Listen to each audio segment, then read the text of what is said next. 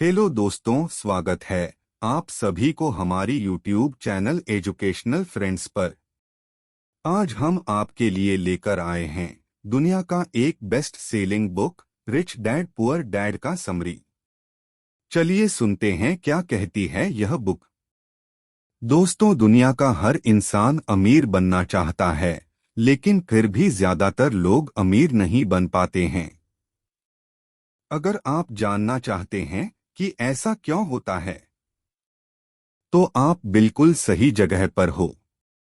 आज हम बात करने वाले हैं दुनिया की best seller book rich dad poor dad की, जो रॉबर्ट कियोसाकी द्वारा लिखी गई। इस किताब में पैसों का मैनेजमेंट करना बहुत ही अच्छे ढंग से सिखाया गया है। आप इस वीडियो को सुनकर अच्छे से समझ पाएंगे कि पैसा कैसे कमाया जाए और कहां खर्च किया जाए। पैसों के बारे में अमीर लोग अपने बच्चों को ऐसा क्या सिखाते हैं जो गरीब और मध्यम वर्ग के माता पिता नहीं सिखाते। पैसा किस तरह से कमाया जाए और किस तरह से खर्च किया जाए, ये हमें किसी भी स्कूल या कॉलेज में नहीं पढ़ाया जाता है। शायद यही वजह है जिसके कारण अमीर लोग और भी ज्यादा अमीर हो जाते हैं और गरीब लोग और भी ज्यादा गरीब। मिडिल क्लास फैमिली की जिंदगी तो लोन की किस्त ही चुकाने में निकल जाती है। यह कहना गलत नहीं है कि पैसा शक्ति का एक रूप है, लेकिन फाइनेंशियल एजुकेशन इससे भी ज्यादा शक्तिशाली है। पैसा तो आता जाता रहता है, लेकिन अगर आप जानते हैं कि पैसा कैसे काम करता है, तो आप इस पर काबू पा सकते हैं और दौलत बनाना शुरू कर सकते हैं। हम में से ज्यादातर लोग पैसों के बारे में अपने माता पिता से ही सीखते हैं, लेकिन एक गरीब माता पिता अपने बच्चों को पैसों के बारे में क्या सिखा सकते हैं। वो सिर्फ इतना ही कह सकते हैं कि स्कूल जाओ और मेहनत से पढ़ो। हो सकता है वो बच्चा अच्छे अंकों से अपनी पढ़ाई पूरी कर भी ले, लेकिन पैसों के बारे में उसकी समझ और मानसिकता एक गरीब व्यक्ति जैसी ही रहेगी। हमारी आज की शिक्षा प्रणाली की सबसे बड़ी कमी है कि हमें पैसे के विषय के बारे में नहीं पढ़ाया जाता है। अगर आप जानना चाहते हैं कि ऐसी क्या चीज है जो गरीब और अमीर इंसान के बीच अंतर पैदा करती है, तो हमारे साथ बने रहिए। Rich dad poor dad book summary इन हिंदी की शुरुआत करने से पहले इस किताब के लेखक रॉबर्ट कियोसाकी के बारे में थोड़ा सा जान लेते हैं। रॉबर्ट कियोसाकी कौन हैं? रॉबर्ट कियोसाकी एक जापानी अमेरिकी हैं, जिनका जन्म 8 अप्रैल 1947 को हवाई में हुआ था। ये एक अमेरिकी बिजनेसमैन, लेखक और निवेशक हैं। Robert Kiyosaki rich global LLC और रिच डैड कंपनी के संस्थापक हैं। रिच डैड कंपनी एक निजी वित्तीय शिक्षा कंपनी है जो पुस्तकों और वीडियो के माध्यम से लोगों को पर्सनल फाइनेंस और वोकेशनल एजुकेशन प्रदान करती है। रॉबर्ट कियोसाकी पूरी दुनिया में पैसे कमाने के तरीके को लेकर अपनी सोच के लिए के जाने जाते हैं। रॉबर्ट कियोसाकी द्वारा लिखी गई सभी किताबों में से सबसे ज्यादा पढ़ी जाने वाली किताब रिच डैड पुअर डैड है, जो न्यूयॉर्क टाइम्स मैगजीन की बेस्ट सेलर बुक्स में शामिल की जा चुकी है। Rich dad poor dad book को दुनिया के 95% लोगों ने पसंद किया है। रॉबर्ट कियोसाकी अब तक 25 से भी ज्यादा बुक्स लिख चुके हैं। निवेश और व्यवसाय से संबंधित इनके द्वारा लिखी गई अन्य पुस्तकें भी बाजार में उपलब्ध है। Rich dad poor dad book आपको क्यों पढ़नी चाहिए? रिच डैड पुअर डैड कोई साधारण किताब नहीं है, बल्कि यह ऐसी किताब है जिसको पढ़ने के बाद आप एक बार जरूर सोचेंगे कि मैंने इसको पहले क्यों नहीं पढ़ा। इस बुक की जितनी भी तारीफ की जाए उतना कम है। यह बुक रॉबर्ट कियोसाकी के व्यक्तिगत जीवन पर आधारित है। इस किताब में मनी मैनेजमेंट करना आपको बहुत ही अच्छे तरीके से सिखाया गया है। Rich dad poor dad book की दुनिया भर में अब तक 46 मिलियन से भी ज्यादा कॉपी बिक चुकी हैं। इस बुक की लोकप्रियता को देखते हुए इसका 50 से भी ज्यादा अलग अलग भाषाओं में अनुवाद किया जा चुका है। क्योंकि मामला पैसों की समझ का है, इसलिए मुझे लगता है कि दुनिया के हर इंसान को, चाहे वो किसी भी प्रोफेशन से क्यों न हो, जिंदगी में एक बार इस किताब को जरूर पढ़ना चाहिए। अगर आप एक स्टूडेंट तो आपके लिए ये किताब और भी ज्यादा फायदेमंद साबित होगी, क्योंकि हमें स्कूल या कॉलेज के दिनों में केवल कोर्स के बारे में ही पढ़ाया जाता है। मैं आपको विश्वास दिलाता हूं कि ये किताब पैसों को लेकर आपका नजरिया बदल देगी। Rich dad poor dad book अमीरी का शॉर्टकट नहीं बताती, बल्कि यह सिखाती है कि आप पैसे की समझ को कैसे विकसित करें और किस तरह अमीर बनें। चलिए अब rich dad poor dad summary इन हिंदी के मुख्य भाग की शुरुआत करते हैं। इस किताब में लेखक रॉबर्ट कियोसाकी अपने रिच डैड और पुअर डैड के बारे में बताते हैं। आप सोच रहे होंगे कि एक ही आदमी के दो पिता कैसे हो सकते हैं। दरअसल रॉबर्ट अपने खुद के पिता को पुअर डैड कहते थे और अपने मित्र माइक के पिता को रिच डैड कहते थे। रॉबर्ट के खुद के पिता, जिन्हें वो गरीब पिता कहते थे, वो एक उच्च शिक्षित और बुद्धिमान व्यक्ति थे। वे एक पीएचडी होल्डर शिक्षक थे, जबकि उनके दूसरे पिता, जिन्हें रॉबर्ट अपना अमीर पिता कहते थे, 8वीं क्लास भी पास नहीं कर पाए। रॉबर्ट के दोनों ही डैडी अपने अपने करियर में सफल थे। दोनों ही पिताओं ने जिंदगी भर कड़ी मेहनत की और काफी पैसे कमाया, लेकिन एक हमेशा आर्थिक परेशानियों से जूझते रहे और वहीं दूसरे पिता आगे चलकर हवाई के सबसे अमीर लोगों में से एक बने। हम में से ज्यादातर लोग पैसों के बारे उन लोगों से सीखते हैं जो खुद जिंदगी भर पैसों की कमी के कारण जूझते रहते हैं। आपने देखा होगा कि कुछ लोग दूसरे लोगों को फाइनेंशियल एडवाइस ऐसे देते हैं जैसे सारी दुनिया का ज्ञान उन्हीं के पास हो। आप जरा सोच कर देखिए, अगर आप दो लोगों से सलाह मांगते हैं, जिनमें से पहला 1 लाख रुपए प्रति महीना और दूसरा 10 लाख प्रति महीना कमाता है, तो इनमें से किसकी सलाह आपके लिए ज्यादा कारगर साबित होगी? मेरे हिसाब से 10 लाख प्रति महीना कमाने वाले व्यक्ति की सलाह आपके लिए ज्यादा कारगर साबित होगी। रॉबर्ट कहते हैं, मैं खुश नसीब था कि मेरे दो डैडी, एक गरीब और दूसरे अमीर थे, इसलिए मेरे पास दो विरोधी दृष्टिकोणों का विकल्प था, एक गरीब आदमी का और दूसरा अमीर आदमी का। मिसाल के तौर पर पुअर डैडी कहते थे, पैसे का प्रेम ही सारी बुराई की जड़ है। वहीं रिच डैडी कहते थे, पैसे की कमी सारी बुराई की जड़ है। पुअर डैडी कहते थे, मैं इसे नहीं खरीद सकता। वहीं रिच डैडी कहते थे, मैं इसे कैसे खरीद सकता हूं? यहाँ एक वाक्य कथन और दूसरा प्रश्न है। एक में बात खत्म हो जाती है और दूसरे में आपका दिमाग सोचने के लिए मजबूर हो जाता है कि इसे कैसे खरीदा जा सकता है।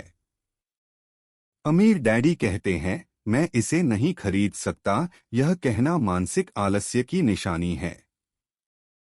पुअर डैडी सलाह देते थे, मेहनत से पढ़ो ताकि तुम्हें किसी अच्छी कंपनी में नौकरी मिल सके। वहीं अमीर डैडी नसीहत देते थे, मेहनत से पढ़ो ताकि तुम्हें खरीदने के लिए कोई अच्छी कंपनी मिल जाए।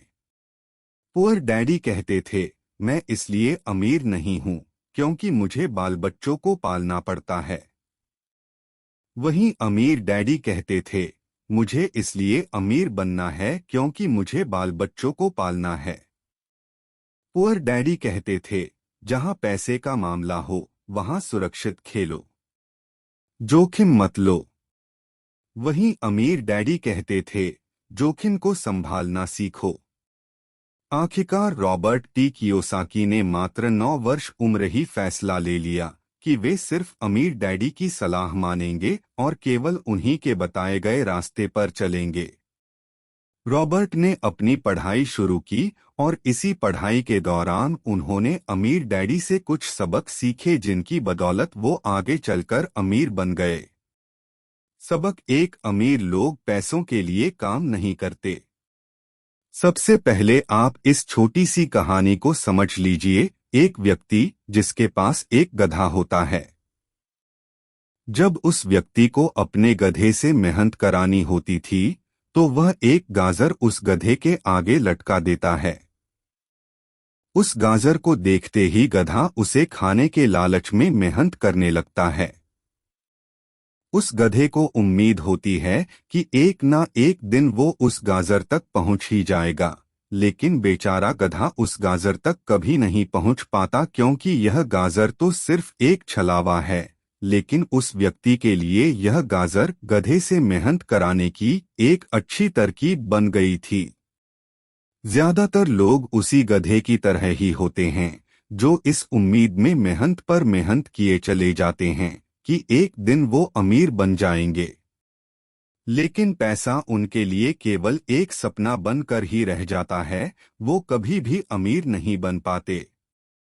अगर आप अमीर बनना चाहते हैं तो सिर्फ पैसा कमाने के लिए काम ना करें, बल्कि पैसे को अपने लिए काम करने दें, क्योंकि जैसे ही हम अमीर बनने की राह में अपना पहला कदम बढ़ाते हैं तो हमारा डर और लालच हम पर हावी होने लगता है कि कहीं हम गरीब के गरीब ही ना रह जाएं।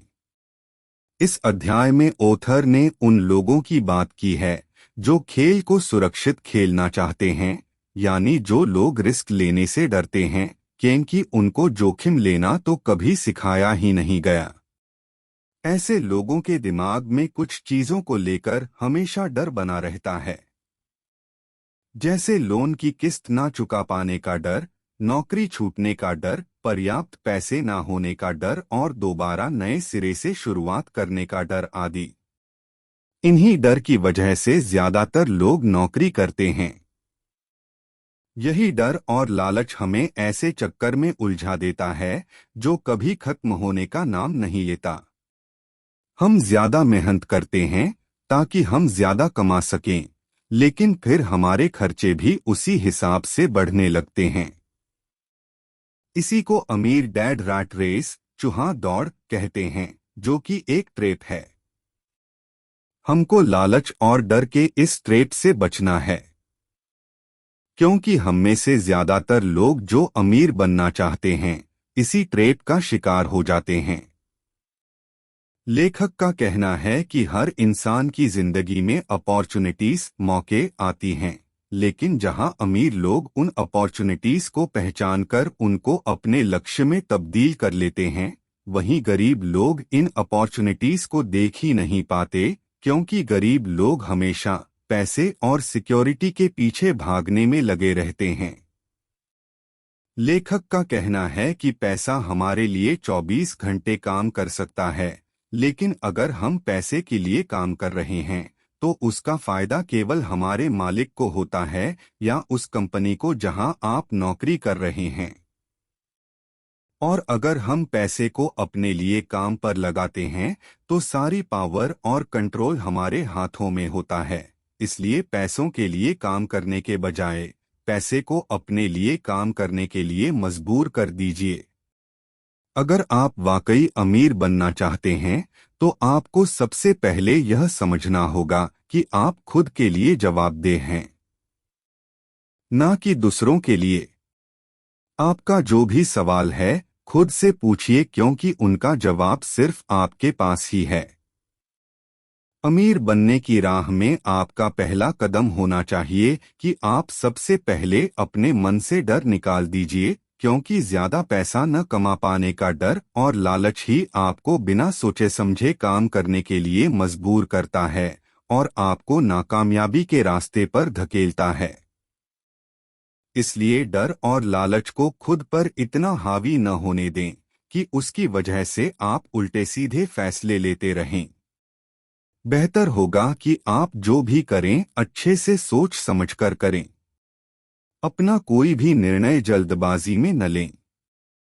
आपको प्रतिदिन अपने आप से पूछना चाहिए कि क्या आप उतना कर पा रहे हैं जितना आपको अपनी पोटेंशियल के मुताबिक करना चाहिए। ऐसे लोगों की तरह सोचना बंद कर दीजिए जो सिर्फ और सिर्फ पैसों के लिए ही काम करते हैं। अमीर डैडी अपने पहले सबक की शुरुआत कुछ इस तरह करते हैं कि वो रॉबर्ट और उसके मित्र माइक को अपने एक कन्वीनियंस स्टोर में काम पर लगा लेते हैं। इस काम के लिए उन्हें कोई पैसा नहीं मिलता, फिर भी वो दोनों काम करते रहते हैं। वो दोनों पूरे दिल से इस काम को करते हैं। इसका फायदा ये हुआ कि इस काम के दौरान उनके दिमाग में कई नए आइडिया आए। अमीर डैडी ने उन दोनों को बताया था कि पैसा कमाने के तरीकों पर हमेशा निगाह रखें। अगर अपने एक बार अवसर को पहचान लिया तो आप जीवन भर अच्छे अवसरों को पहचानने लगोगे। उन दोनों ने अमीर डैडी की इस बात को याद रखा। उन्होंने देखा कि उस स्टोर की clerk Mrs Martin comics book के सामने वाले पेज को 2 हिस्सों में फाड़ देती थी और आधा हिस्सा वो अपने पास रख लेती थी और बाकी का आधा हिस्सा फेंक देती थी। शाम के समय स्टोर में कॉमिक्स डिस्ट्रीब्यूटर आता था और कॉमिक्स बुक के ऊपरी आधे हिस्से को स्टोर की क्लर्क मिसेज मार्टिन से क्रेडिट के लिए लेता और बदले में नई कॉमिक्स बुक्स दे दिया करता था। एक दिन उन दोनों ने उस डिस्ट्रीब्यूटर से पूछा कि क्या आप पुरानी कॉमिक्स बुक्स हमें दे सकते हो। कॉमिक्स डिस्ट्रीब्यूटर इस शर्त पर कि वो कॉमिक्स बुक्स को बेचेंगे नहीं, कॉमिक्स बुक्स देने के लिए तैयार हो जाता है। उन्होंने सोचा क्यों न हम इन पुरानी कॉमिक्स बुक्स को किराए पर पढ़ने के लिए दें, और उन्होंने ऐसा ही किया। उन्होंने अपने दोस्तों और बाकी बच्चों को पढ़ने के लिए कॉमिक्स बुक्स को किराए पर देना शुरू कर दिया। इसके बदले वो 2 घंटे का 10 सेंट किराया वसूला करते थे। इन 2 घंटों में ग्राहक कितनी भी किताब पढ़ सकते थे। उन दोनों ने माइक की बहन को इस काम में अपनी मदद के लिए $1 प्रत्येक सप्ताह की तनख्वाह पर रख लिया। इस तरह वो दोनों 3 महीने तक औसतन हर सप्ताह $9.50 कमा रहे थे। इससे उन्होंने सीखा कि पैसे को खुद के लिए काम पर कैसे लगाया जाता है। दोस्तों, उम्मीद करता हूँ हमारी रिच डैड पुअर डैड इन हिंदी समरी आपको पसंद आ रही होगी। सबक 2, लोगों को पैसे की शिक्षा देना क्यों जरूरी है। रॉबर्ट बताते हैं कि 1923 में एजवाटर बीच होटल शिकागो में एक मीटिंग हुई थी। इस मीटिंग में दुनिया भर के लीडर और बेहद अमीर बिजनेसमैन लोगों ने हिस्सा लिया था। इनमें से एक बहुत बड़ी स्टील कंपनी के मालिक चार्ल्स शवाब और समुअल इंसुल उस वक्त की लार्जेस्ट यूटिलिटी प्रेसिडेंट के अलावा और भी अन्य बड़े बिजनेसमैन यहां मौजूद थे। इस मीटिंग के 25 साल बाद देखा गया कि इनमें से कई लोग गरीबी में मरे, कुछ ने खुदकुशी कर ली थी और कुछ ने तो अपना दिमागी संतुलन ही खो दिया था। असल बात तो ये है कि लोग पैसा तो कमा लेते हैं, लेकिन वो ये सीखना भूल जाते हैं कि पैसे को कैसे रखा जाए। आप चाहे कितना भी पैसा क्यों ना कमा लें, लेकिन उसे बनाए रखना सबसे ज्यादा महत्वपूर्ण है, और अगर आपने ये हुनर सीख लिया तो आप किसी भी समस्या का सामना बड़ी ही आसानी से कर सकते हैं। दोस्तों, इस वीडियो में जिस टॉपिक के बारे में आप अब जानने वाले हैं उसे समझना बेहद जरूरी है। जब पैसों की बात आती है तो अक्सर हम सबके दिमाग में कई तरह के सवाल उठते हैं, जैसे पैसे कमाने की शुरुआत कैसे और कहां से की जाए, कौन सी किताबें पढ़ना अच्छा रहेगा, कामयाबी का रहस्य क्या है, हम किस तरह से लाखों रुपए कमा सकते हैं, वगैरह वगैरह। लेकिन अधिकतर लोग सिर्फ पैसे पर ही अपना ध्यान लगाए बैठे रहते हैं और अपनी सबसे बड़ी दौलत पर ध्यान ही नहीं देते हैं, जिसका नाम है फाइनेंशियल एजुकेशन। अगर आप ये सोचेंगे कि पैसा ही आपकी समस्याओं को सुलझा सकता है तो आपके लिए आने वाला समय बहुत ही परेशानी भरा होगा। ध्यान रहे, बुद्धि से समस्याएं सुलझती हैं और इसी से पैसा आता है। अगर आपके पास पैसे की समझ नहीं है तो पैसा चाहे आपके पास आ भी जाए पर ज्यादा देर तक नहीं टिकेगा। ज्यादातर लोग जिंदगी भर ये नहीं समझ पाते कि असल बात ये नहीं है कि आप कितना पैसा कमा पाते हैं, बल्कि ये है कि आप कितना पैसा रख पाते हैं। आपने लॉटरी जीतने वाले उन गरीब लोगों की कहानियां तो सुनी ही होंगी जो अचानक अमीर बन जाते हैं, पर कुछ ही समय बाद वो फिर से गरीब हो जाते हैं। ये लोग लाखों करोड़ों रुपए जीतते हैं, फिर भी वहीं आ जाते हैं जहां से उन्होंने शुरू किया था। इसके अलावा आपने ऐसे खिलाड़ियों और फिल्म स्टारों की कहानियां भी सुनी होंगी जो अपनी जवानी के दिनों में करोड़पति होते, लेकिन बुढ़ापे की दिनों में भीख मांगने तक के लिए मजबूर हो जाते हैं। इसका कारण है पैसे की समझ न होना। ये महत्वपूर्ण नहीं है कि आपने कितना पैसा कमाया, बल्कि महत्वपूर्ण ये है कि आपने कितना पैसा बचाया और आपने कितनी पीढ़ियों तक उस पैसे को संभाल कर रखा। ये बात अच्छी तरह समझ लें कि अगर आप अमीर बनना चाहते हैं तो आपके पास पैसे की अच्छी समझ होनी ही चाहिए। चलिए इस उदाहरण से समझते हैं। अगर हमें कोई घर बनाना है तो हमें 6 फीट की नींव खोदनी होगी। वहीं अगर हमें बहुमंजिला इमारत बनानी है तो हमको सबसे पहले एक गहरा गड्ढा खोदना पड़ेगा और एक मजबूत नींव डालनी होगी। ज्यादातर लोग अमीर बनने के चक्कर में 6 फीट की नींव पर ही बहुमंजिला इमारत बनाना चाहते हैं। हमारा स्कूली सिस्टम उस जमाने का है जब खेती किसानी ही अर्थव्यवस्था का आधार थी। आज भी ये बिना नींव के घरों में भरोसा करता है। इसलिए स्कूल कॉलेज से निकलने वाले बच्चों की कोई आर्थिक नींव नहीं होती। देखा जाए तो अकाउंटिंग दुनिया का सबसे बोरिंग विषय है। ये बहुत उलझन भरा विषय है। लेकिन अगर आप लंबे समय तक अमीर बने रहना चाहते हैं तो ये सबसे महत्वपूर्ण विषय है। सवाल ये है कि आप इस बोरिंग और उलझन भरे विषय को किस तरह आसानी से समझ सकते हैं। आप सुन रहे हैं rich dad poor dad book summary इन हिंदी। लायबिलिटीज और एसेट्स के बीच के फर्क को समझे और सिर्फ एसेट्स ही खरीदे। अमीर बनने का सबसे आसान और सबसे महत्वपूर्ण नियम है कि आपको संपत्ति यानी कि एसेट्स और दायित्व यानी कि लायबिलिटीज का अंतर पता होना चाहिए और हमेशा संपत्ति ही खरीदनी चाहिए। अगर आप अमीर बनना चाहते हैं तो आपको बस इतना ही जानने की जरूरत है। ये पहला नियम है और यही इकलौता नियम है जो बहुत आसान लगता है, लेकिन ज्यादातर लोगों को इस नियम की इम्पोर्टेंस पता ही नहीं होती है। ज्यादातर लोग पैसे से संबंधित समस्याओं में सिर्फ इसलिए उलझ जाते हैं क्योंकि उन्हें ये नहीं पता होता कि संपत्ति यानी कि एसेट्स और दायित्व यानी कि लायबिलिटीज में क्या फर्क होता है।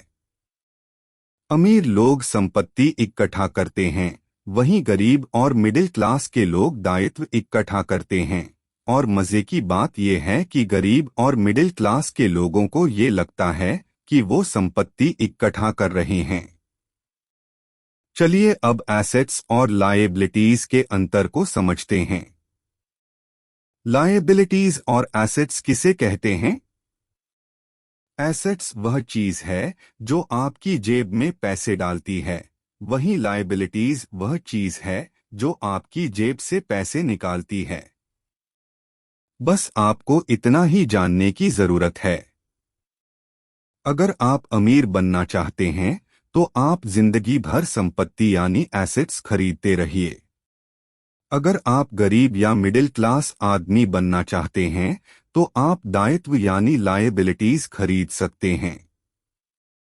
लायबिलिटीज और एसेट्स के बीच के फर्क को न जानने से ज्यादातर लोग जिंदगी भर पैसे की तंगी से जूझते रहते हैं। 80% परिवारों की पैसे की कहानी यही होती है कि वो पैसे कमाने के लिए कड़ी मेहनत करते रहते हैं, फिर भी वो अमीर नहीं बन पाते। इसका मतलब ये नहीं कि वो पैसा नहीं कमाते, इसका असली कारण ये है कि वो जिंदगी भर संपत्ति की जगह दायित्व ही खरीदते रहते हैं। पैसा कमाने के बाद उसका क्या किया जाए? पैसे को अपने पास कितने लंबे समय तक रोका जाए? पैसे से कड़ी मेहनत कैसे करवाई जाए? अगर आप इन सवालों के जवाब जानते हैं, तो इसका मतलब है आपको पैसे की समझ है। ज्यादातर लोग ये नहीं बता पाते कि उनकी पैसे की तंगी का कारण क्या है। ऐसा इसलिए भी होता है कि उनमें कैश फ्लो की समझ नहीं होती है। जी हाँ, कैश फ्लो। कोई आदमी बहुत पढ़ा लिखा हो सकता है, अपने कारोबार में सफल हो सकता है, लेकिन फिर भी हो सकता है कि उसमें पैसों की बिल्कुल भी समझ ना हो। ऐसे लोग अक्सर जरूरत से ज्यादा कड़ी मेहनत करते हैं, क्योंकि उन्होंने कड़ी मेहनत करना तो सीखा है, लेकिन पैसे से अपने लिए कड़ी मेहनत करवाना नहीं सीखा। चलिए आपको संपत्ति और दायित्व का अंतर इस छोटी सी कहानी से समझते हैं। हाल ही में शादीशुदा पति पत्नी एक किराए के मकान में रहने लगते हैं। उन्हें ऐसा लगता है कि वो पैसा बचा रहे हैं, क्योंकि दो लोगों के साथ साथ रहने का खर्च भी लगभग उतना ही होता है जितना कि अकेले आदमी का। अब समस्या ये है कि जिस मकान में वो रहते हैं वो बहुत छोटा है। वो दोनों अपने सपनों का घर खरीदने के लिए पैसा बचाने लगते हैं, ताकि वो बच्चे पैदा कर सकें। अब उनके पास दो तनख्वाह होती हैं और वो अपने करियर पर ज्यादा ध्यान देने लगते हैं। उनकी आमदनी बढ़ने लगती है। उनकी आमदनी बढ़ने के कारण वो फैसला लेते हैं कि अब वो किराए के मकान में नहीं रहेंगे, बल्कि अपने सपनों का घर खरीद लेंगे। और वो दोनों एक नया घर खरीद लेते हैं। घर खरीदने के बाद उन पर एक नए टैक्स का बोझ आ जाता है, जिसे प्रॉपर्टी टैक्स कहते हैं। फिर वो दोनों एक नई कार खरीदते हैं, नया फर्नीचर और नया सामान खरीदते हैं, ताकि उनका घर आलीशान लगे। वो दोनों ये सब चीजें संपत्ति समझकर खरीद रहे हैं, लेकिन ये संपत्ति नहीं, दायित्व हैं, क्योंकि इन सब चीजों से उनकी जेब में पैसा आ नहीं रहा है, बल्कि जा रहा है।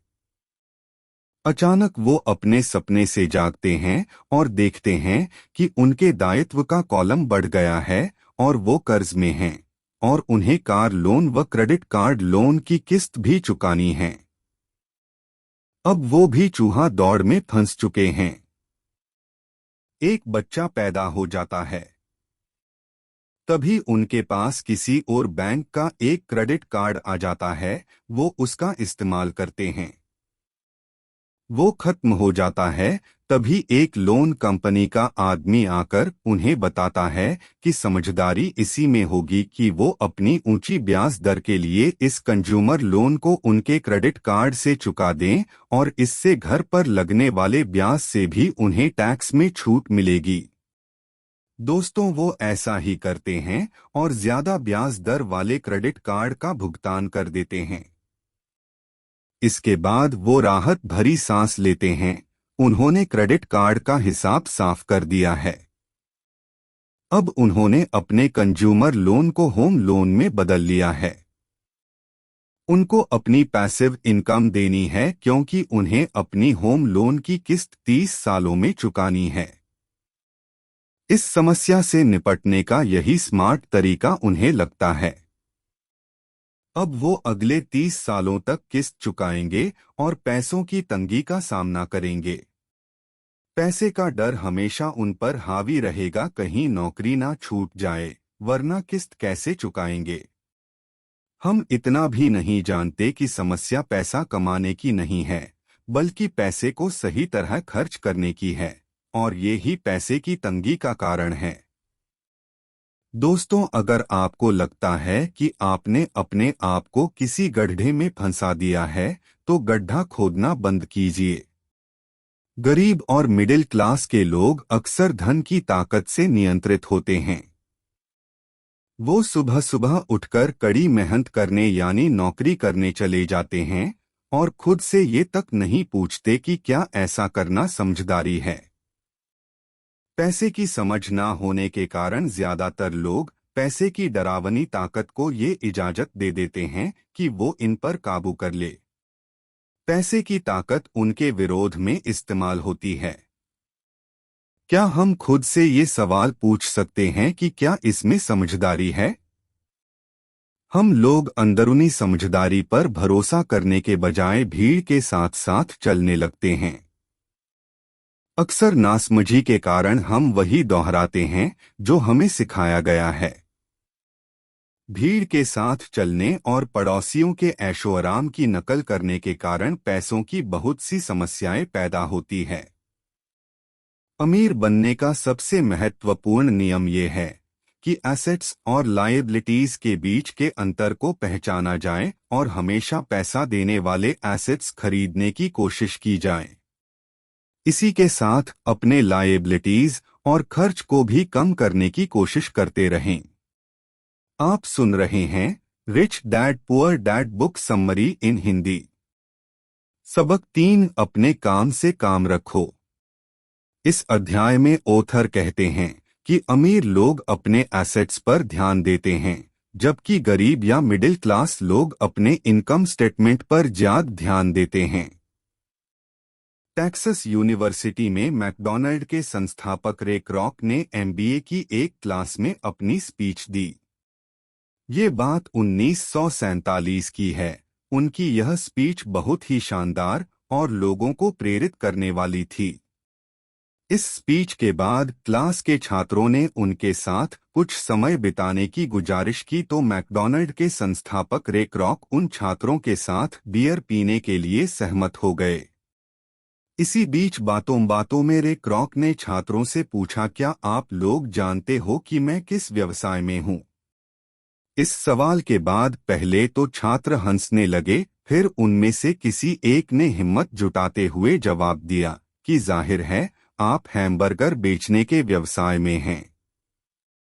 इस जवाब को सुनकर रे क्रॉक हंसने लगे और उन्होंने कहा, मैं जानता था कि आपका जवाब यही होगा, लेकिन मैं हैमबर्गर व्यवसाय में नहीं बल्कि रियल एस्टेट व्यवसाय में हूँ। मैकडॉनल्ड की सफलता में फ्रेंचाइजी की जमीन और उसकी लोकेशन की अहम भूमिका है। जो मैकडॉनल्ड की फ्रेंचाइज खरीदता है उसको वो जमीन भी खरीदनी पड़ती है। इसका सीधा सा मतलब है ये एक रियल एस्टेट बिजनेस भी है।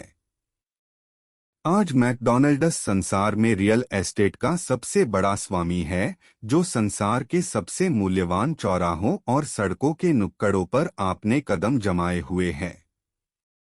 यही सबक अमीर डैडी ने रॉबर्ट को सिखाया कि कैसे लोग खुद को छोड़कर बाकी सबके लिए काम करते हैं। अमीर डैडी इस रहस्य को जानते थे, इसलिए वो हमेशा कहते थे कि अपना पूरा ध्यान खुद के काम पर केंद्रित करो, अपना पूरा जीवन दूसरों की खातिर काम करने में बर्बाद मत करो। हम में से ज्यादातर लोग टैक्स चुकाकर सरकार के लिए काम करते हैं। हम उस कंपनी के लिए काम करते जहां हम नौकरी करते हैं। ज्यादातर लोगों की जिंदगी में पैसों की तंगी इसलिए आती है क्योंकि वो सारी जिंदगी दूसरों के लिए काम करते रहते हैं और अपने लिए कुछ नहीं बचा पाते। हमारी आज की शिक्षा प्रणाली ऐसी है जो युवाओं को केवल अच्छी नौकरी दिलाने के लिए तैयार करती है। आप सब जानते हैं, आप जो पढ़ेंगे वही आप बनेंगे। यानी अगर आप कुकिंग का अध्ययन करते हैं तो आप शेफ बन जाते हैं। अगर आप विधि का अध्ययन करते हैं तो आप वकील बन जाते हैं और अगर आप मैथमेटिक्स पढ़ते हैं तो आप इंजीनियर बन जाते हैं। अब समस्या ये कि इससे भी छात्रों का कोई भला नहीं हो पाता क्योंकि वो नौकरी और बिजनेस के बीच के अंतर को नहीं समझ पाते और अपना पूरा जीवन दूसरे के काम की परवाह करने और उसे अमीर बनाने में लगा देते हैं। पेशे और आपके खुद के काम में एक बड़ा फर्क होता है। रॉबर्ट कहते हैं, जब मैं एक बैंक में काम करने वाले व्यक्ति से पूछता हूं कि आपका खुद का काम क्या है, तो उसका जवाब होता है कि मैं एक बैंकर हूं। फिर मैं उस व्यक्ति से पूछता हूं कि क्या आप उस बैंक के मालिक हो, तो उसका जवाब होता है नहीं, मैं तो वहां नौकरी करता हूं। दरअसल उस व्यक्ति ने अपने पेशे और खुद के काम को एक ही मान लिया है। लेकिन यहाँ उसका पेशा तो बैंकर का है, परंतु उसका खुद का काम कुछ भी नहीं है। ओथर कहते हैं कि लोगों को अपने खुद के काम पर ध्यान देना चाहिए और अपनी नौकरी करते हुए असली संपत्तियां खरीदते रहना चाहिए। हमें ऐसे दायित्व या निजी सामान खरीदने से बचना चाहिए जिनका मूल्य उन्हें घर लाने के बाद कम हो जाए। क्योंकि यदि आप कोई नई कार शोरूम से खरीदकर अपने घर लाते हैं तो उसकी कीमत उसी समय 25% कम हो जाती है। इसका मतलब ये है कि कार एक असली संपत्ति नहीं है।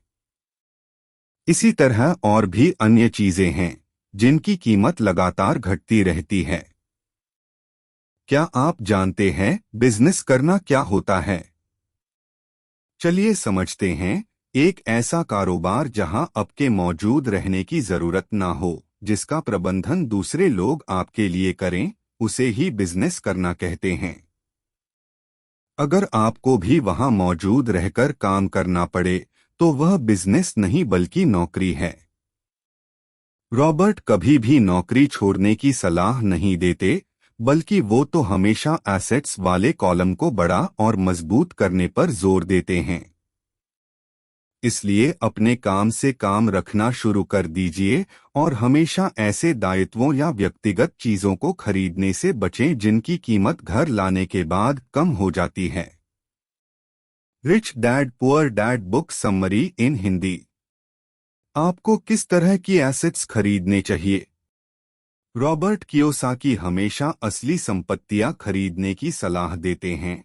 ऐसी संपत्तियां जो आपको फायदा पहुंचाती हैं, जैसे ऐसे बिजनेस जिनमें आपको मौजूद रहने की जरूरत नहीं हो, आप केवल मालिक हों पर उसे दूसरे लोग चलाते हों।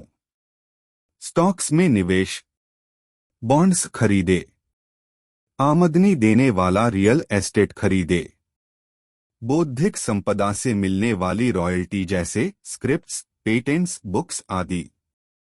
इसके अलावा हर वो चीज जो कीमती है, जो आमदनी देती है और जिसका मूल्य समय के साथ बढ़ जाता है। ऐसा नहीं है कि आप अपनी विलासिता की वस्तुएं, दायित्व न खरीदें, लेकिन रॉबर्ट बताते हैं कि अमीर लोग विलासिता की वस्तुएं सबसे अंत में खरीदते हैं, जबकि गरीब और मध्यम वर्गीय लोगों में विलासिता की वस्तुएं सबसे पहले खरीदने की प्रवृत्ति होती है। इतना समझ लेने के बाद अब आप अमीरों का सबसे बड़ा रहस्य सीखने के लिए तैयार हैं।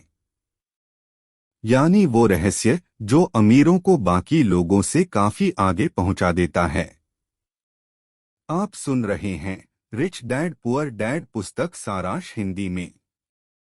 सबक 4, टैक्स का इतिहास और कॉरपोरेशंस की शक्ति। शुरुआत में टैक्स केवल अमीर लोगों पर ही लगाया जाता था। शुरुआत में टैक्स का मतलब था कि जो व्यक्ति ज्यादा पैसे कमाएगा वो अपनी कमाई का कुछ हिस्सा जुर्माने के तौर पर सरकार को देगा। बाद में टैक्स उन लोगों से भी वसूला जाने लगा जिन्होंने इसकी पैरवी की थी, यानी गरीब और मध्य वर्ग। सबको लगता है कि अमीर लोग ज्यादा टैक्स देते हैं, पर वास्तव में ऐसा बिल्कुल नहीं है। आज के समय में मध्यम वर्गीय लोग ज्यादा टैक्स देते हैं, वहीं अमीर लोग सबसे कम टैक्स देते हैं, क्योंकि अमीर लोग टैक्स और उससे जुड़े सभी कानूनों को अच्छी तरह समझते हैं। अमीर लोग या तो खुद सीखते हैं या फिर ऐसे लोगों को जॉब पर रखते हैं जो इस फील्ड के अच्छे जानकार होते हैं। कॉरपोरेशन सिर्फ एक कानूनी दस्तावेज होता है जिससे एक कानूनी संस्था बनती है। यह दरअसल कोई चीज नहीं होती, यह कोई फैक्ट्री या लोगों का समूह नहीं होता, लेकिन कॉरपोरेशन की इनकम टैक्स दर व्यक्तिगत इनकम टैक्स दर से कम होती है। इसके अलावा कॉरपोरेशन को टैक्स चुकाने से पहले कुछ खर्च करने की छूट होती है। इसलिए अमीर लोग अपना पैसा कॉरपोरेशन में निवेश करते हैं और उसका फायदा उठाकर अपना टैक्स कम कर लेते हैं। अब हम देखेंगे कि आखिर अमीर और मिडिल क्लास लोग टैक्स कैसे भरते हैं।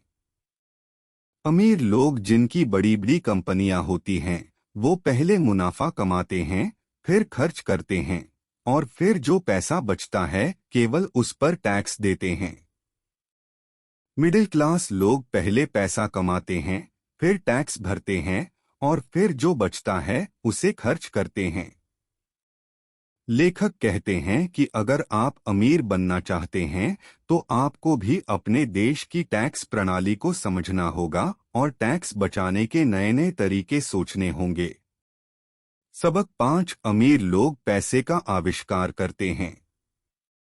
ऑथर अलेक्जेंडर ग्राहम बेल की कहानी से शुरुआत करते हैं। अलेक्जेंडर ग्राहम बेल ने टेलीफोन का आविष्कार किया और बाद में उसे पेटेंट भी करा दिया। उनके इस नए आविष्कार की मांग बहुत ज्यादा होने की वजह से वे बहुत परेशान थे, क्योंकि ग्राहम बेल को इतने बड़े बिजनेस को संभालने में काफी दिक्कत आ रही थी। इसलिए ग्राहम बेल उस जमाने की नामी कंपनी वेस्टर्न यूनियन के पास गए और उनसे पूछा कि क्या वे उनके पेटेंट तथा छोटी सी कंपनी को खरीदेंगे। इस पूरे सौदे के बदले में ग्राहम बेल $1,000,000 चाहते थे, लेकिन वेस्टर्न यूनियन के प्रेसिडेंट ने उनकी हंसी उड़ाते हुए इस प्रस्ताव को यह कहकर टुकरा दिया कि आप बहुत ज्यादा कीमत मांग रहे हो। बाकी इतिहास गवाह है। इसके बाद एक मल्टीबिलियन डॉलर कंपनी एट का जन्म हुआ। रॉबर्ट 1984 से प्रोफेशनल तौर पर सिखाने के पेशे में हैं। रॉबर्ट ने हजारों लोगों को पढ़ाने के बाद सभी लोगों में एक चीज कॉमन देखी, वो है पोटेंशियल, क्षमता। हर इंसान में कुछ ना कुछ पोटेंशियल होती है जो उन्हें महान बनाती हैं। लेकिन एक चीज हम सभी को किसी न किसी हद तक पीछे रोककर रखती है और वो है खुद पर डाउट, शंका रखना। आप में से ज्यादातर लोग जानते होंगे कि एक बार स्कूल कॉलेज से निकलने के बाद डिग्रियां या अच्छे ग्रेड ज्यादा महत्वपूर्ण नहीं रह जाते हैं। असल जिंदगी में ग्रेड काफी नहीं होते, क्योंकि संसार में चतुर नहीं, साहसी लोग आगे बढ़ते हैं। रॉबर्ट कहते हैं कि वित्तीय प्रतिभा के लिए तकनीकी ज्ञान और साहस दोनों की जरूरत होती है। ज्यादातर लोग पैसों के मामले में कोई जोखिम नहीं लेना चाहते, लेकिन अगर आपको अमीर बनना है तो आपको रिस्क लेना ही पड़ेगा।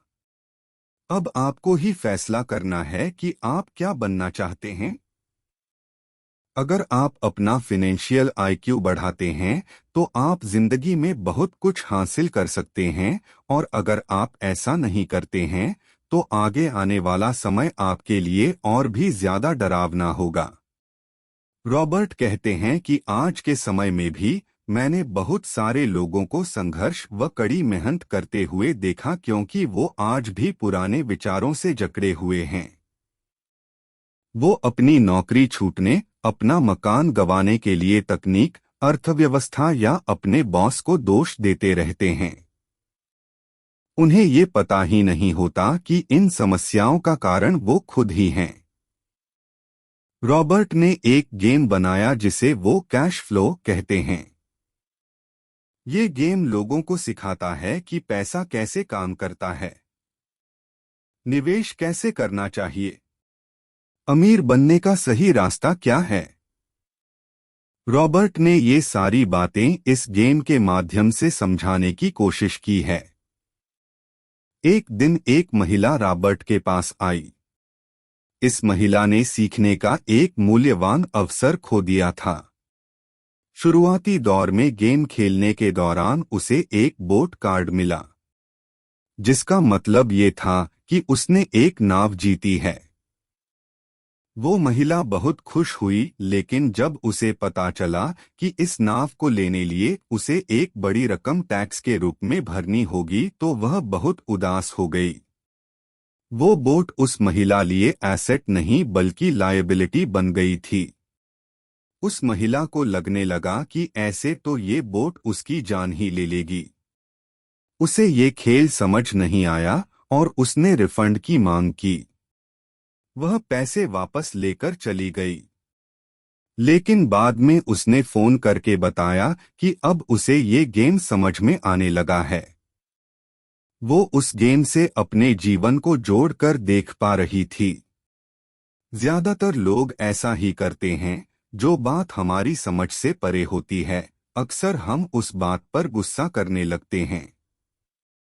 इसलिए आपके लिए बेहतर होगा कि आपको चीजों को समझना चाहिए। कैश फ्लो खेलने वाले कई लोग ऐसे भी होते हैं जो इस खेल में काफी सारा पैसा कमा लेते हैं, लेकिन उन्हें ये पता नहीं होता कि उस पैसे का क्या करें।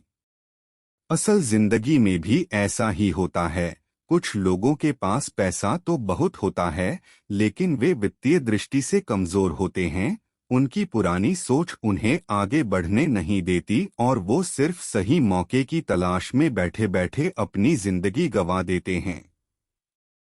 रॉबर्ट कहते हैं कि कुछ लोगों को तो सही मौका मिल भी जाता है, लेकिन फिर भी वो उसका फायदा नहीं उठा पाते क्योंकि वो कहेंगे कि उनके पास तो पैसा ही नहीं है। अब कुछ लोग ऐसे भी होते हैं जिनके पास पैसा भी होता है और मौका भी, लेकिन ये यह नहीं समझ पाते कि ये एक अपॉर्चुनिटी है। वित्तीय बुद्धि का मतलब है ज्यादा विकल्प सोचना। अगर आपके पास मौके नहीं आ रहे हैं, तो आप अपनी वित्तीय स्थिति को बेहतर करने के लिए क्या कर सकते हैं? अगर कोई अवसर आपकी गोद में आ टपकता है, लेकिन आपके पास पैसा नहीं है और बैंक वाले उधार देने को तैयार नहीं हैं, तो आप उस अवसर से कैसे लाभ उठा सकते हैं? ये सब बातें आपकी फाइनेंशियल इंटेलिजेंस पर निर्भर करती हैं। ज्यादातर लोग इन सब बातों का सिर्फ एक ही समाधान जानते हैं कि कड़ी मेहनत करके खूब पैसा कमाया जाए और कर्ज लिया जाए। अगर आप ऐसे इंसान बनना चाहते हैं जो अपनी किस्मत खुद बनाता है, तो मौके के इंतजार में बैठे ना रहें, बल्कि आपको सीखना होगा कि अपने लिए मौका कैसे पैदा किया जाए।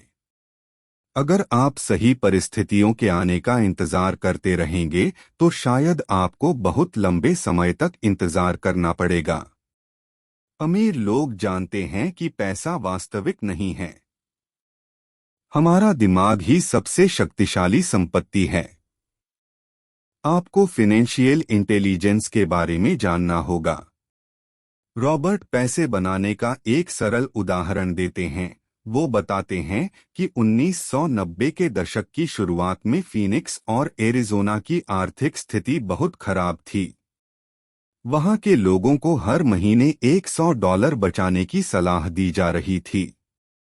हर महीने एक निश्चित धन राशि बचाने का यह विचार काफी दमदार था। लेकिन ऐसे पैसे का क्या फायदा? इससे बेहतर तो ये होगा कि आप उस पैसे का कुछ हिस्सा निवेश करते रहें जो आगे चलकर आपको ज्यादा फायदा देगा। फीनिक्स और एरिज़ोना के लोग आर्थिक तंगी झेल रहे थे। लोग अपनी प्रॉपर्टी औने पौने दामों पर बेचने को मजबूर थे। निवेशकों के लिए यह सबसे अच्छा मौका था।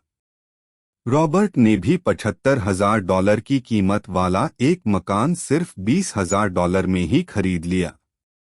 इसके बाद उन्होंने अटॉर्नी के ऑफिस में एक विज्ञापन दिया और उनके पास उनका $75,000 की कीमत वाला यह मकान $60,000 में लेने वाले ग्राहकों की भीड़ लगने लगी। उन्होंने इसे $60,000 में बेचकर $40,000 कमा लिए। इस पूरे खेल में रॉबर्ट को केवल 5 घंटे का ही समय लगा। इनमें से कौन सा काम आपको ज्यादा मुश्किल लगता है? कड़ी मेहनत करें, फिर जितना कमाते हो उसका 50% टैक्स चुकाएं। इसके बाद जो बचता है उसे बचाएं। आपकी बचत 5% ब्याज कमाती है, जिस पर एक बार फिर टैक्स लगता है। अपनी वित्तीय बुद्धि को बढ़ाने का समय निकालें। अपने दिमाग और संपत्ति वाले कॉलम की शक्ति का दोहन करें। यदि आप पहले वाले विकल्प का चुनाव करते हैं तो निश्चित रूप से पहले यह पता लगा लें कि $40,000 कमाने में आपको कितना समय लगेगा, क्योंकि समय आपकी सबसे बड़ी संपत्ति में से एक है। इसलिए मैं आपको दूसरे विकल्प को चुनने की सलाह दूंगा। सिर्फ अपने दिमाग पर इन्वेस्ट करें और फाइनेंशियली इंटेलिजेंट बनें। इसलिए अगर आप दूसरे प्रकार के निवेशक बनना चाहते हैं तो आपको 3 मुख्य योग्यताएं विकसित करने की जरूरत है। 1. कोई ऐसा मौका खोजें जिसे बाकी सभी ने नजरअंदाज कर दिया हो। याद रखें, आप अपने दिमाग से वो देख सकते हैं जो दूसरे लोग अपनी आंखों से नहीं देख पाते। 2. पैसा बढ़ाइए। आम आदमी पैसे जुटाने के लिए सिर्फ बैंक तक जाते हैं, लेकिन दूसरे प्रकार के निवेशक को यह पता होना चाहिए कि बैंक जाए बिना पैसों की कितने तरीकों से व्यवस्था की जा सकती है। 3. स्मार्ट लोगों को संगठित कीजिए। बुद्धिमान लोग वे होते हैं जो अपने से ज्यादा बुद्धिमान लोगों के साथ काम करते हैं। जब भी आपको सलाह की जरूरत पड़े तो अपने सलाहकार समझदारी से चुनें। सबक 6. सीखने के लिए काम करें, पैसों के लिए नहीं। रॉबर्ट कियोसाकी बताते हैं कि एक बार सिंगापुर में एक महिला पत्रकार उनका इंटरव्यू ले रही थी। महिला पत्रकार उनसे बोली कि मैं भी आपकी तरह बेस्ट सेलिंग लेखक बनना चाहती थी। रॉबर्ट भी उस महिला पत्रकार के लेख पढ़ चुके थे जो काफी दमदार और स्पष्ट थे। उसके लेखों में पाठकों को अपना बनाने की क्षमता थी। महिला रिपोर्टर कहती है कि मेरे नॉवल्स लोगों द्वारा काफी पसंद किए जाते हैं, लेकिन फिर भी कुछ नहीं होता है। इसलिए उसने रॉबर्ट से सलाह मांगी कि उसे क्या करना चाहिए। रॉबर्ट ने उससे पूछा, तो ऐसी क्या चीज है जो आपको अपने सपने सच करने से रोक रही है? इस सवाल के जवाब में उस महिला रिपोर्टर ने जवाब दिया कि मेरी मेहनत रंग नहीं ला रही है। इस पर रॉबर्ट ने उस महिला रिपोर्टर को सेल्स ट्रेनिंग का कोर्स करने की सलाह दी। इस बात पर वो महिला नाराज होकर कहने लगी, मैं एक पेशेवर लेखिका हूँ, मेरे पास इंग्लिश लिटरेचर में मास्टर डिग्री है, भला मुझे बिक्री सीखने की क्या जरूरत है? रॉबर्ट कहते हैं कि ये दुनिया स्मार्ट, शिक्षित और प्रतिभाशाली लोगों से भरी पड़ी है। हम ऐसे लोगों से रोज मिलते हैं, ऐसे लोग हमारे आसपास ही होते हैं। लेकिन पॉइंट की बात यह है कि पैसा कमाने के लिए केवल आपका टैलेंट ही काफी नहीं है, क्योंकि उस टैलेंट को कैसे भुनाया जाए, जब तक आप ये नहीं जानेंगे तब तक आपका टैलेंट बेकार है। बेचने और मार्केटिंग की योग्यताएं सीखना ज्यादातर लोगों के लिए मुश्किल होता है, खासतौर पर अस्वीकृति के डर के कारण, लेकिन इसे सीखना बहुत जरूरी है। अमीर और गरीब डैडी के बीच एक सबसे बड़ा अंतर ये था कि गरीब डैडी हमेशा नौकरी की चिंता करते थे, क्योंकि एक सेफ नौकरी ही उनके लिए सब कुछ थी, जबकि अमीर डैडी सिर्फ और सिर्फ सीखने पर जोर देते थे, क्योंकि अमीर बनने के लिए आपको बहुत कुछ सीखना पड़ता है, जो आप dad poor dad book summary इन हिंदी को पढ़कर सीख सकते हैं। सबक 7. बाधाओं को पार करना। रॉबर्ट कहते हैं कि पैसे की समझ होने के बाद भी आर्थिक आजादी हासिल करने की राह में कई बाधाएं आपके सामने आ सकती हैं। ऐसे 5 मुख्य कारण हैं जिनकी वजह से पैसे की समझ रखने वाले लोग भी अपने संपत्ति वाले कॉलम को ज्यादा नहीं बढ़ा पाते। इसलिए इन बाधाओं को पार करना बहुत ही जरूरी है। डर, निराशावाद, आलस्य, बुरी आदतें, अहंकार। चलिए एक एक करके इन 5 बाधाओं को समझते हैं। 1. डर को पार करना है। रॉबर्ट कहते हैं कि मुझे आज तक इस दुनिया में ऐसा कोई इंसान नहीं मिला जिसे पैसे का नुकसान अच्छा लगता हो, और ना ही मुझे कोई ऐसा अमीर इंसान मिला जिसने पैसे का नुकसान ना उठाया हो। लेकिन वो कहते हैं कि मैं ऐसे बहुत से गरीब लोगों से मिला हूं जिन्होंने 1 रुपया भी निवेश में नहीं खोया है, मतलब 1 रुपया भी निवेश नहीं किया है।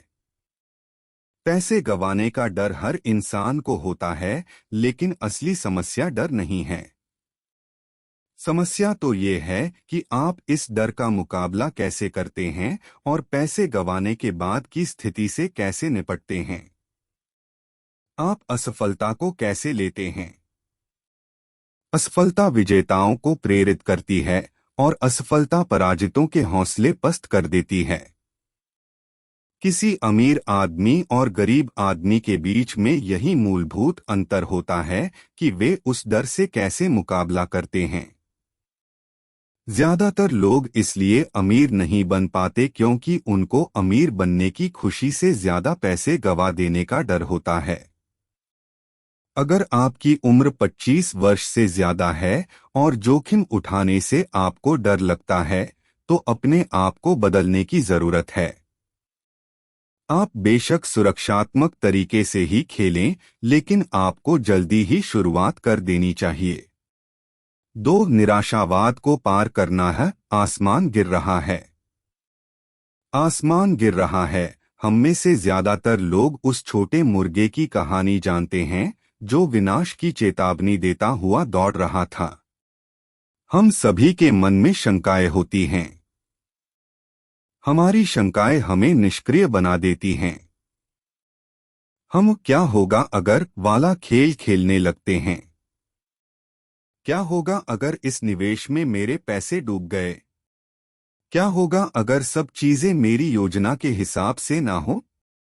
ये शंकाएं हमें इतना डरा देती हैं कि कभी कभी हम काम शुरू ही नहीं कर पाते और अच्छे मौके हमारे सामने से गुजर जाते हैं। हमें इन शंकाओं को नजरअंदाज करके आगे बढ़ना है। 3, आलस्य पर जीत हासिल करना है। व्यस्त लोग अक्सर सबसे ज्यादा आलसी होते हैं। इसका सीधा सा मतलब आप इस छोटी सी कहानी से समझ सकते हैं। एक व्यवसायी होता है जो पैसे कमाने के लिए कड़ी मेहनत करता है। वो ऑफिस में देर तक काम करता है और वीकेंड्स पर भी ऑफिस का काम घर ले आता है। एक रात जब वो घर वापस लौटता है तो उसे घर खाली मिलता है, क्योंकि उसकी पत्नी बच्चों के साथ लेकर घर छोड़कर चली जाती है। वह जानता था कि उसके और उसकी पत्नी के संबंध कमजोर हैं, लेकिन संबंध को मजबूत बनाने की मेहनत करने के बजाय वह ऑफिस में ही व्यस्त बना रहा। परिवार के चले जाने पर वह निराश हो जाता है और अपने काम में भी लापरवाही करने लगता है, जिसके कारण उसकी नौकरी भी चली जाती है। ज्यादा व्यस्त लोग किसी एक चीज में अपना सारा समय देकर बाकी चीजें गंवा बैठते हैं। आप अपने आलस्य पर कैसे जीत हासिल कर सकते हैं? इसका जवाब है, थोड़े से लालच से। हमेशा अपने आप से सवाल करें, मेरी जिंदगी कैसी होगी अगर मुझे कभी काम ना करना पड़े? इस तरह थोड़े लालच से आप कुछ बेहतर करने कोशिश कर सकते हैं। याद रखें, हर चीज की अति बुरी होती है, इसलिए ज्यादा लालच भी ना करें। 4, बुरी आदतों से बचना है। हमारी आदतें हमारी शिक्षा से ज्यादा महत्वपूर्ण होती हैं। अगर आप किन्हीं 2 व्यक्तियों में तुलना करेंगे तो आप उनकी आदतों में काफी अंतर देखेंगे। रॉबर्ट कहते हैं कि अगर मैं खुद को सबसे पहले पैसे देता हूं तो मैं वित्तीय, मानसिक और आर्थिक दृष्टि से ज्यादा मजबूत बनता हूं। यानी आपको हर महीने पैसे आने के बाद सबसे पहले अपनी सेविंग्स और इन्वेस्टमेंट के लिए पैसे अलग निकालने हैं, इसके बाद ही अपने बिल्स चुकाने हैं। अगर आपको अमीर बनना है तो आपको यह आदत डालनी ही होगी, चाहे आपके पास पैसे कम ही क्यों न हो।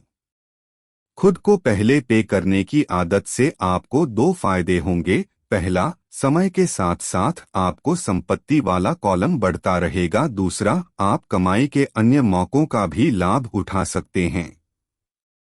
5, अहंकार को पार करना है। अमीर डैडी अक्सर कहते थे कि जो मैं जानता हूँ उसी की बदौलत मैं पैसे बनाता हूँ, और जो मैं नहीं जानता उसी की वजह से मैं पैसे गंवाता हूँ।